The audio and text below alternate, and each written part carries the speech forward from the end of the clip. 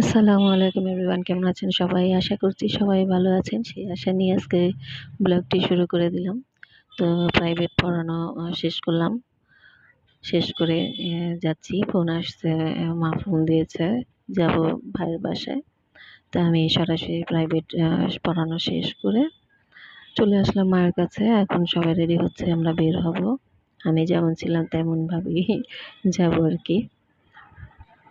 তো ইফতার করবো ভাবির সাথে। আপনারা তো জানেন আমার ভাইয়া মারা গিয়েছে। আমার ভাবি আর ভাইয়ের ২ মেয়ে আছে বাসায়। তো দেন চলে আসলাম। এই তো অরিও মনে খেলা করছিল। তা আমার মা, আমার বোনেরা তো একদম সহ্য করতে পারে না, ওরা ভয় পায়। টাচে মানে টাচ করা তো দূরের কথা, এত ভয় পায় ওরা। আর আমি তো খুবই এনজয় করছিলাম। এই যে আমার নামাজের মধ্যে বসে খুনসুটি করছিলাম ওর সাথে। ওর আর ভাই বোন আছে, ওর মার নাম হচ্ছে ব্রাউনিয়া। তো ব্রাউনিয়ার ছেলেও, ওর আরও ভাই বোন আছে। তো আমার কাছে তো ভীষণ ভালো লাগে, আমি তো অ্যানিমেলস লাভার। বিড়াল তো আমি খুবই পছন্দ করি। তা আমার কাছে হেবি মজা লাগছিল, সত্যি কথা বলতে আমার খুবই ভালো লাগে। আমার মার সাথে একটু দুষ্টামি করেছিলাম নিয়ে, মা তো সরে যায়।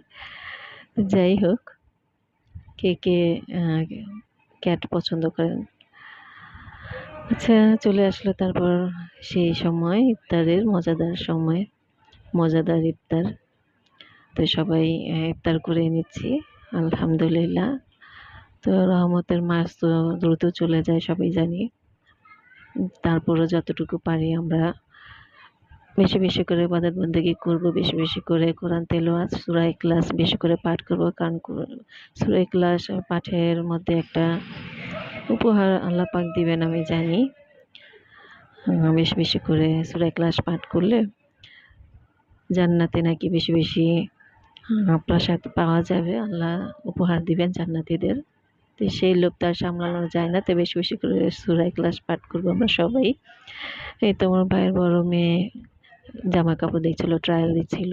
তো সব কিছু শেষে আমরা বের হয়ে গেলাম, চলে যাব বাসায়। তো একটা অটো নিয়ে নিলাম, গাড়ি পাচ্ছিলাম না। তো আমার কাছে তো বেশ ভালোই লাগছিল সবাই একসাথে চলে যাব বাসায়। তো আপনারা দোয়া করবেন আমাদের জন্য, আমার ভাইয়ার জন্য। তো দেন আবার দেখা হবে ইনশাআল্লাহ। সবাই সুস্থ থাকুন, ভালো থাকুন। আমিও যেন ভালো থাকি, দোয়া করবেন ইনশাআল্লাহ। আবার দেখা হবে নেক্সট ব্লগে। আসসালামু আলাইকুম।